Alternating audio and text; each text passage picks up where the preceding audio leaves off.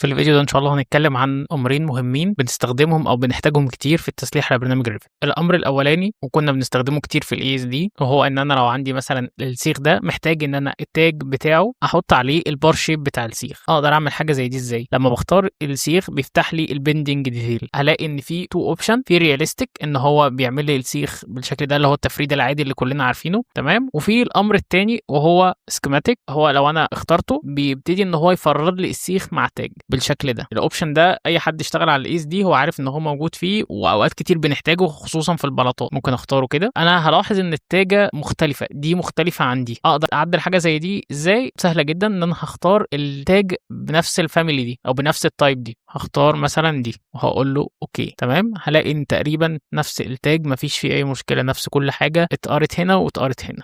لو الارقام دي كبيره او الشكل ده كبير ومحتاج ان انا اصغره عن طريق الويدث والهايت، ممكن اقول له مثلا ده 15، خلي ده 5 واقول له ابلاي، فممكن اقول له 10. اشوف انا محتاجه ازاي. ممكن ده يبقى كويس، وعلى حسب السكيل بتاعي وعلى حسب انا عايز اشتغل ازاي. دي اول حاجه احنا عايزين نتكلم فيها النهارده. تاني حاجه ان انا ملاحظ ان التاج ده وده وده مش الاين مع بعض، وانا محتاج ان هم يبقى الاين مع بعض. لو اخترت تاج منهم هلاقي الامر ده ما اتفتحليش لسه. بمجرد ما هدوس كنترول واختار تاج تاني هلاقي ان الامر ده اتفتح لي وهو مالتيبلاي الاين. هو بيقول لي انت عايز تعمل لهم الاين ازاي مع بعض. هيبتدي ان هو يعمل لي الاين للاثنين، يثبت الجنب الشمال بتاعي. الاين رايت هيثبت الجنب اليمين بتاعي. يعني لو في تاجه اكبر من الثانيه ممكن نبتدي نحط الكومنت مثلا بتاعنا يبقى اطول شويه.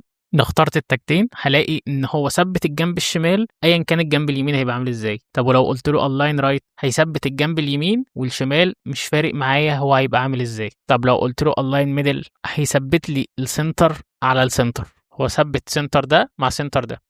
فهو اكتر استخدام ممكن في البلاطات لو انا مثلا البلاطه كذا سيخ ورا بعض وكل سيخ بتاج والتاجات مش الاين مع بعض ومحتاج ان الشكل بتاعي يبقى الاين، فهو الامر ده مهم. اخر مثال هنتكلم عنه، لو انا عندي مثلا التاج ده والتاج ده، انا محتاج ان هم يبقى التوب بتاعهم الاين مع بعض او البوتوم بتاعهم الاين مع بعض. عن طريق الاين توب هو ثبت لي التوب بتاعه. لو حركت واحد فيهم وقلت له الاين بوتوم هيثبت لي البوتوم بتاعه. فدول اكتر حاجتين. وطبعا في البلاطات او في اي حاجه احنا شغالينها ان بلان هحتاج الالاين ميدل اليمنت. يعتبر ثلاثه اللي في الاول دول هم اللي احنا بنستخدمهم. الاوبشن ده ما بيتفتحش غير لما بختار اكتر من تاج مع بعض.